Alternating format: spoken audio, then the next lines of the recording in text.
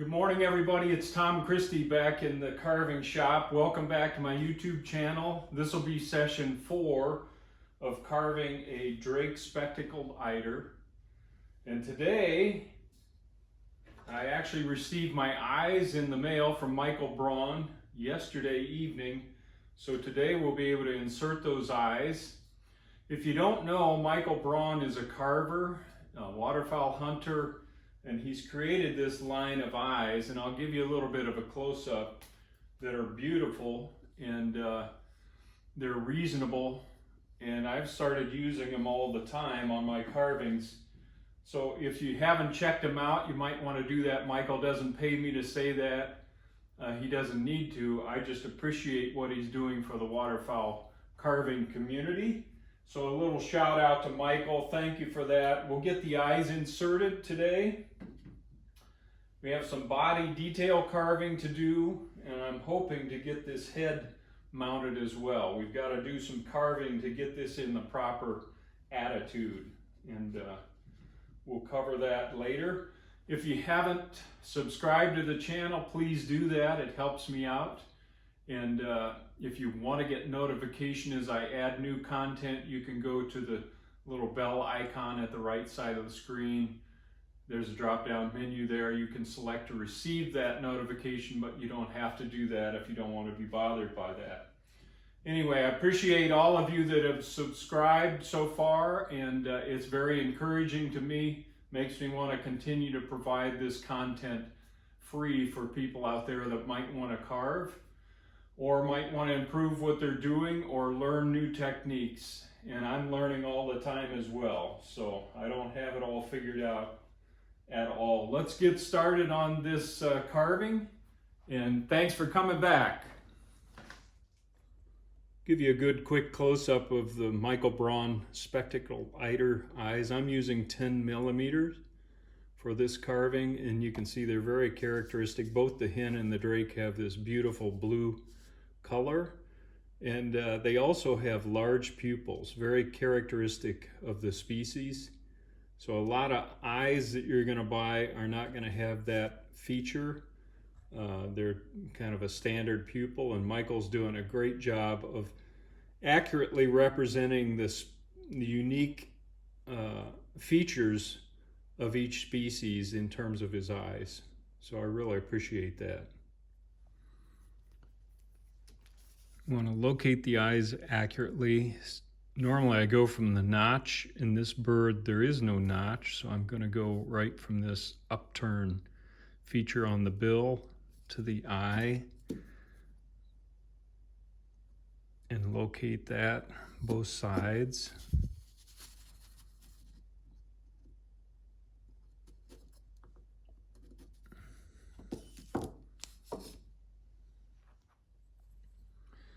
If you've seen my other videos, you know I like to use a circle template then to position the eye opening on both sides.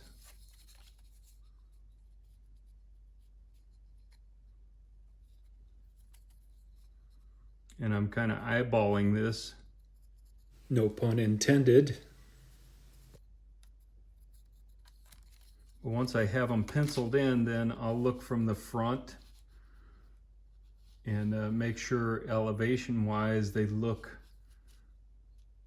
like they're level across the face. That's a critical feature.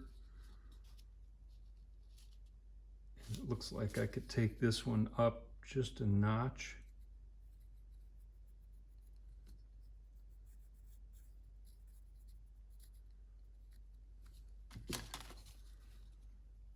And that looks pretty good. Now I'm going to use a kind of a 1/4 inch round gouge and very carefully push that in. Just kind of go around the eye. Really have to have a firm grip on the head when you're doing this type of work. You can use an eye drill or other tools. I just prefer to use a gouge. Pop that out. I'll do that on both sides, and then we'll be ready to put the eyes in. I'm going to use epoxy sculpt on this bird. It's a 2-part water-based putty, and I'll take equal parts of those, mix up a small ball of that, and then we'll be ready to do the eye insertion. By the way, really important to knead this until it's all a consistent color to make sure parts A and B are mixed thoroughly. Now I've got a little cup of water and some old paint brushes here, and I'm gonna wet the eye socket. I did get a question from a viewer that says, does this make the tupelo wood swell, adding water like this? And it does, slightly, but it's very easy to sand off after the fact. And by putting water on here, we're helping the bonding to the wood, and we're going to use water in the blending process as well. So now I'm just I just pushed in a plug of the epoxy sculpt, and I want to put the eye in and make sure I'm hitting the front edge of whatever hole I've created for eye insertion as much as possible. One thing nice about the epoxy sculpt, it's like a putty, so it's pretty stiff and it lets you work with the position of the eye, and it also has some pretty good working time, so you've got time to work this. So I want the eye to be slightly canted inward so it can look down the bill, and a little bit of a downward cant as well. And I'm looking at it from the front. You can't see that, but to see how much of the eye is exposed from the front. Now I'm going to use my finger and kind of smooth things out. I've got that about where I want it. Now I'm going to take a little more putty or epoxy sculpt.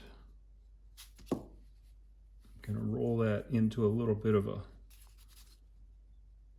log, and then I'm going to put that above the eye here, and then use my finger, dip it in the water, and really start working the putty into the surrounding wood to smooth things out. And keep your finger nice and wet, and that'll really promote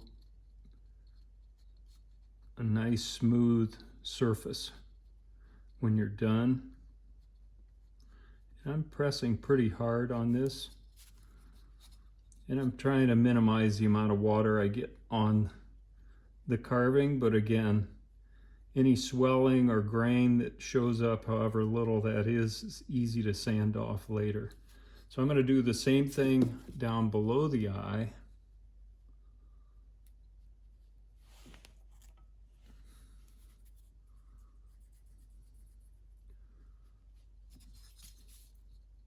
I don't need much down here, but I need a little more than I've got. So I'm just pushing it in place and then pulling off the excess.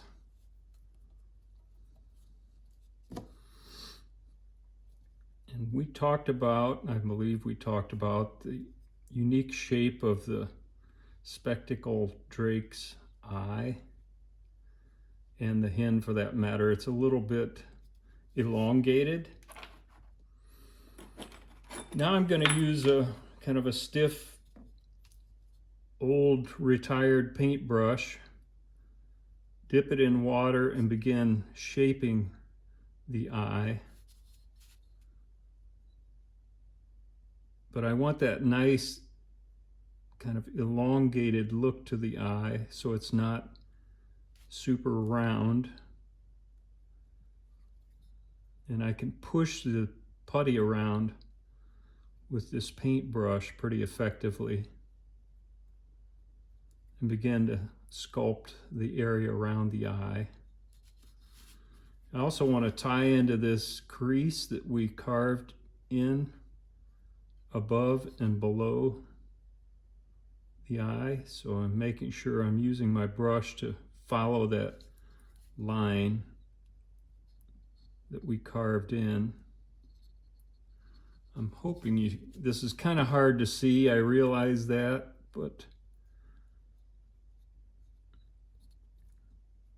it'll become more apparent the farther along I go here what I'm doing. Anyway, I think you get the picture. And the thing I love about this epoxy sculpt is there's very little sanding left to do when you're done smoothing things with the water. I want to make sure I have a nice eye channel in front here so the bird can see down towards the tip of the bill.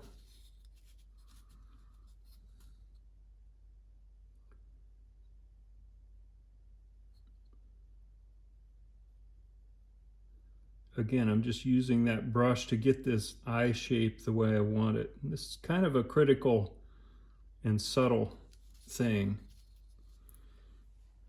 And I've got a lot of material still on there. I'm going to let that dry a little bit and then I can move material out of the way, but that's looking pretty good.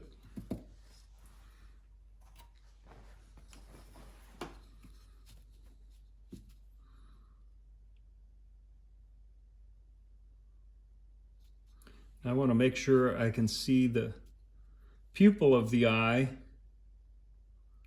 and a little bit of blue so we don't lose the character of the eye and of the eider. And I can see a little blue back there. Let me get the lamp in closer here.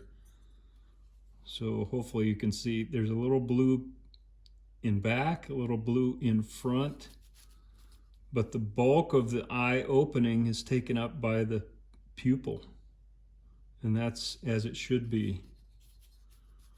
So I've got a little bit of an eye channel there tied into these marks in back, and that looks good from the front.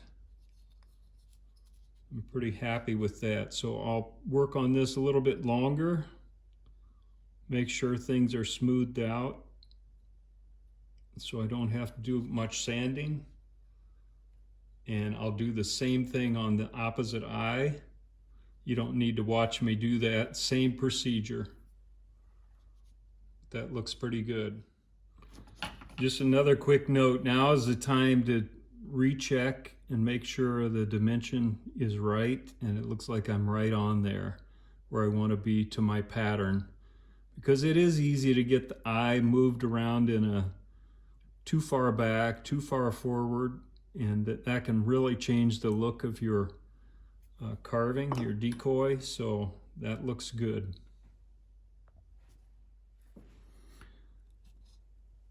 Here's how subtle the eye shape is to me and important. I want to lower the back side of this opening just a tad. It's a very subtle thing, but it's amazing how such a subtle change can make or break the look of the eye. I don't want to go overboard on this, but I just did want to emphasize it's worth spending some time just getting that opening shape correct. That's really going to convey, yep, that's a spectacled eider. And if it's not right, it's going to detract from your carving. All right, I've got that other eye set, and just a quick check from the front to make sure everything looks level. And it looks great, so I'm happy with that. I'll set that aside, and then we can work on the body details next. All right, I've used my reference materials and done a little layout work. Just a couple of details to pay attention to. I'm going to carve the tertials, the primaries, and the tail feathers on this particular decoy. A couple of things to note: the shape of the primary flight feathers is pretty characteristic, kind of pointed with a little bit of an S curve here on this side. The tertials curl down, and there's about 5 to 6 exposed feathers. I'm going with 6, and I'm going to carve this little bit of a return here on both sides. So I'm going to take material out of this area on both sides, but you can see how they kind of wrap down. So really characteristic. Then I've marked in this little area where I want to paint in black. So I'm going to start my I'm going to stop and fade out my tertials in that area. So just a couple of markers. I also use the eye putty to go ahead and fill in a couple of nail holes there. And then the tail feathers, there's normally about 16 tail feathers, so I'm going to carve those in. So I've sketched those in. So now we can get to the carving bench. I'll start with the knife to define these, and then we'll grind. Okay, I'm going to use my knife and basically score the edges of the primary feathers, and we want a nice, clean, sharp cut, not too deep, just enough to provide a guideline as we grind.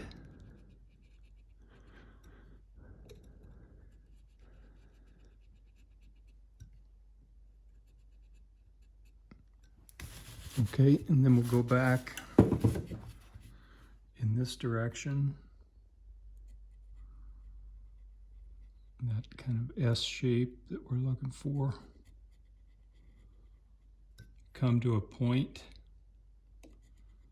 at the tips of the primary feathers.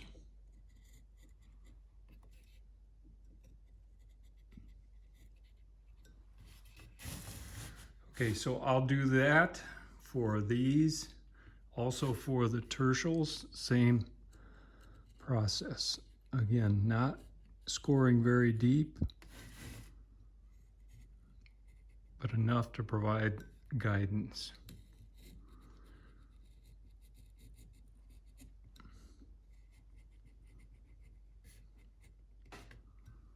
I'll do that on the tail feathers as well.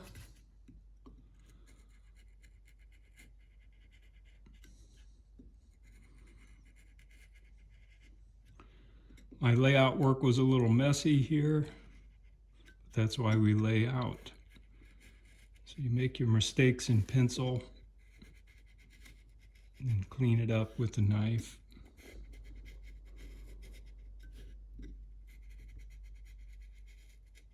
Okay, I'll finish that up and then we'll be ready to grind. This is kind of a lengthy piece of video, so I've sped it up to 2 times. I'm using this little 1/8 inch cylindrical shaped ruby bit, and it's the bit that has a little grit on the end of it as well, so it's great for this type of purpose. I'm just going along my scored lines and removing some material, and then taking the tertial down a bit so there's a little bit of a shelf there. We don't want a huge amount, but enough to see. Doing the same thing on the opposite side.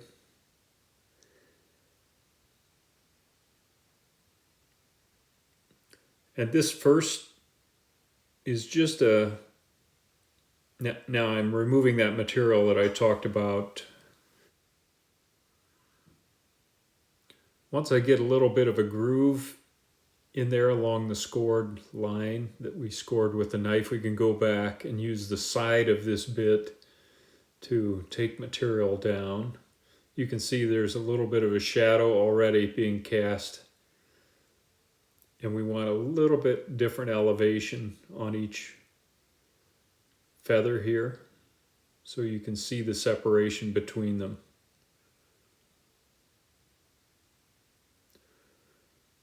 This process is very similar on the primaries, so I'm going to skip ahead and give you a better view of that.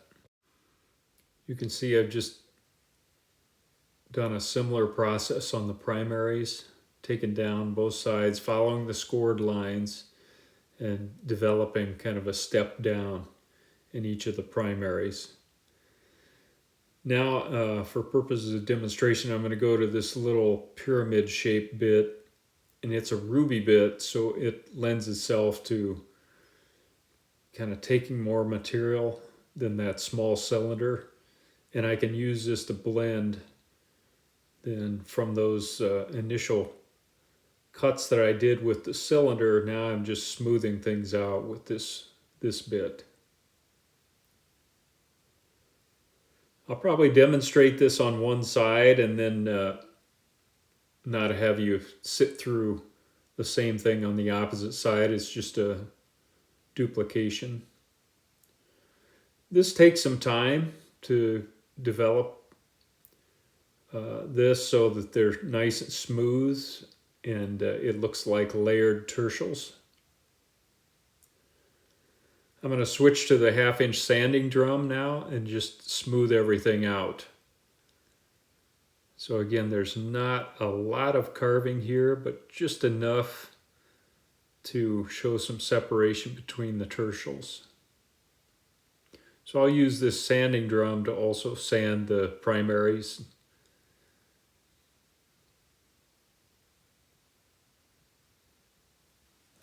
I'm going to skip ahead here. Now I'm using my pencil just to re-pencil those in to keep the lines in front of me. It looks like I need to do some cleanup here where the primaries meet the tertials and narrow those up a bit.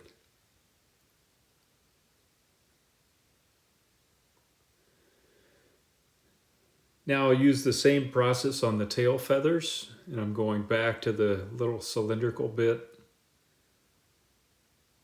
Same process here. Follow the knife edge, use the side of the cylinder, and on these tail feathers, since they're relatively narrow between feathers, you can use this bit to do the sanding as well. So I'll skip ahead. Once again, use the sanding drum. And this works really well for these tail feathers, just to get all the grinding lines taken care of and get things smoothed up.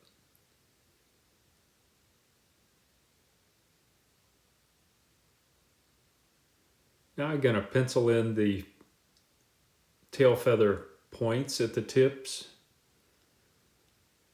and use that little 1/8-inch cylinder to go in and define each of those feather points.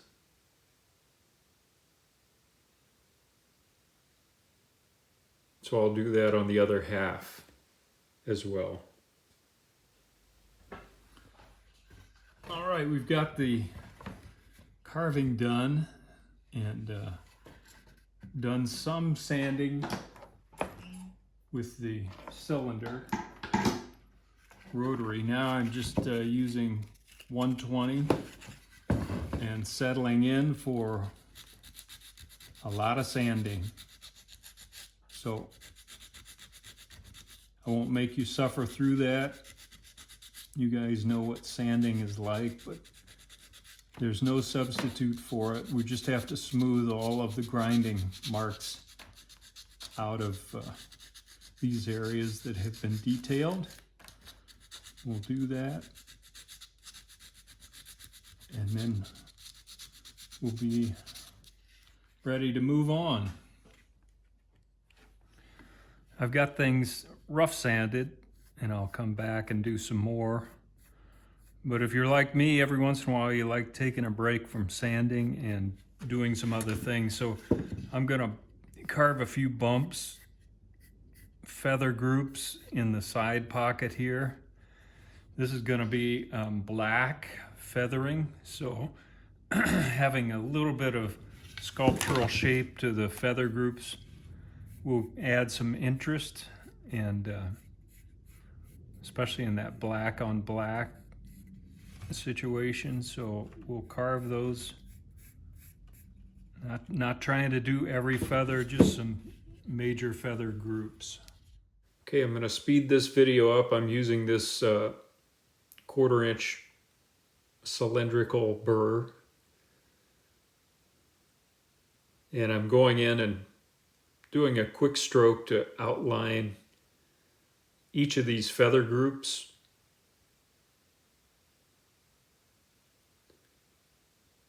And then we'll go back in and start removing material to distinguish between feather groups. So I'm taking material down there, and then I'll come back and use the same bit to round the feather groups. So very much like sculpting here, just removing material and using the burr to do it quickly. And then I'll come back in with the sanding drum and do some more shaping and smoothing and softening of this burr work that leaves quite a few scratches on the surface of the wood. I just do it this way because I like to carve quickly when I can, and the burr really takes wood off fast. So I'll jump ahead on this and we can kind of see things as they progress. Just pause here, and you can see some shadows starting to be picked up because of the different levels that we're creating in those feather groups. So there's a lot of work to make these nice and soft and round, and that's what I'm doing with the side of the burr here. So I'll work this side pocket and the other as well in a similar fashion. And let's skip ahead. Here's a little view of where things are after the grinding, and I like to go in with the pencil and kind of redefine those outlines to keep them in front of me. And now I'm going to use the sanding drum and go back in and smooth everything out. And I use the end of this sanding drum to do some sculpting as well. Like right there, it really fits in those tight areas nicely, and you can actually remove material while you're smoothing things out. So I'll do this over the entire side pocket, and then we'll see what it looks like. Okay, just a progress shot. You can see things are softening up. I've still got work to do, but now I'll use some 120 grit sandpaper and just hand sand. And that has a tendency to round things even further and soften things, because you can get down in those recessed areas that you can't get in with the sanding drum. So I'll do quite a bit of hand sanding to soften everything, and then we'll take a look. All right, I wanted to show a quick view of the side pocket feather groups that have been bumped out and sanded. I still have more sanding to do, but I wanted to give you kind of an overhead lighting view of that. That's going to look really nice when we paint those black side feathers, side pocket feathers. I also wanted to mention I thinned out the tail and removed material between the tail feathers. This bird is going into a collection, not into a competition, so I don't have to worry about thin tail or fragile tail tips.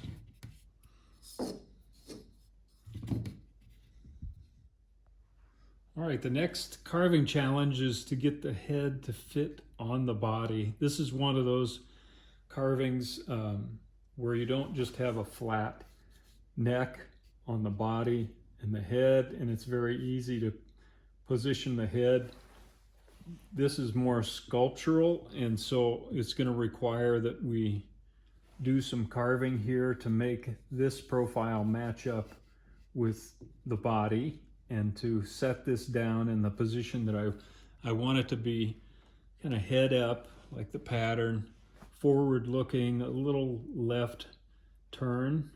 So that's going to require that I start removing some material over here to allow this to drop down. I want the neck to come into contact with the breast up front here when it's in its final position. And that'll bring this down into this crevice by lowering some of the material on the cape here. It's important to go at this slowly, just so we don't remove too much wood too fast. So for that left head turn, I need to take a little wood out of this area, start taking this down, and I'll do that slowly. I'll just show you some progress shots as I'm getting this head fit into position. Okay, I'm at two times speed, and I'm back to the 1/4-inch cylindrical burr, and I'm just going to use that to carefully start cutting material down in that area that we've identified that needs to be lowered. And since this is kind of an iterative process, I grind a little, check the fit, grind a little, check the fit, and do that slowly. I'm just going to speed through this and show you a few snippets of it and then the results. Okay, I'm getting closer. You can see the head is nestling down into the body now. I need to do a little bit of work on the opposite side as well, but it's looking better. Just making a few final tweaks and adjustments, and then I think we're finished up on that. Looks good. All right, I'm just using DevCon 5-minute epoxy to lock the head in place. Make sure there's good contact there. Got a slight left head turn.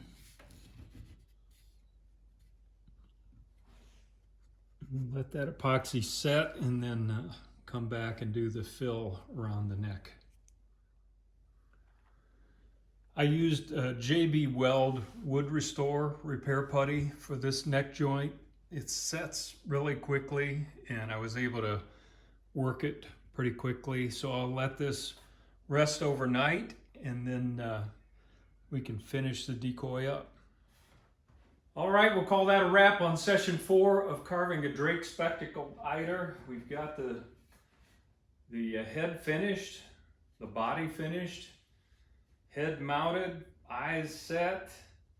I'm just going to let this rest overnight. We'll do some finish sanding, clean up the bottom, get the bird branded, sealed, primed, and ready to paint.